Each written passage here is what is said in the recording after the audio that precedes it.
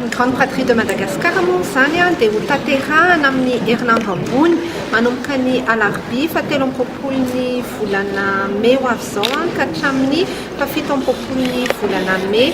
Ao amin'ny Palais des Sports Mahamasina no anatanterahana azy ary ahitana mpandray anjara 20 sedra olana tokoa ny orinasa na ny mpivarotra ankehitriny satria ho an'ireo izay manafatra entana aloha dia mbola tsy araka ny tokony ho izy zany any amin'ny tsirana sambony Tomasina fa na dia izany ary dia nivonona ny mpivarotra satria anisan'ny haute saison zany izao miatrika ny édition spéciale fête des mères mba manana volana tokana ny fianakaviana na ny tokantrano mba amezana fahafahampo an'ireny fianakaviana. Raha ny Grande Fratrie manokana resana amin'ny lafiny économique dia sehatra anankiray ahafahan'ny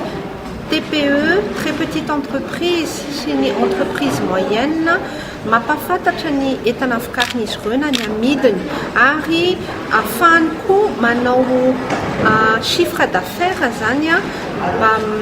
betsabetsaka kokoa noho ny amin'ny andavanandro noho ny fisian'ny mpanjifa tonga maro manararaotra n'ilay fihenam-bidy sy ilay hoe amin'ny toerana anankiray avokoa ny mpivarotra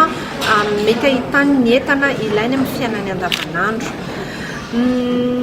Zavatra iarahana iainana nefa amin'izao fotoana izao dia hita fa sahirana ny tokantrano malagasy eo amin'ny fahefa-mividy ka sehatra anankiray koa zany tena hoe ny ilaina ny Grande Fratrie ary antipisiany Grande Fratrie ilay fihenam-bidy izay hoentin'ireo mpandray anjara na mpivarotra na orinasa. Ato amin'ny Grande Fratrie 30% dia société avokoa tsy mivarotra amin'ny andavanandro zany fa na manana réseau de distribution. Raha ny sponsor fotsiny izao ny société Impec momba ny produit d'entretien rehetra gamma rehetrarehetra hatramin'ny produit cosmétique rehefa ataon'izy ireo dia vokariny eto Madagasikara ary izahay atao Madavision mikarakara ny Grande Fratrie dia manome sehatra manokana ho an'ny entana izay vokariny eto Madagasikara sy ny mpandraharaha malagasy.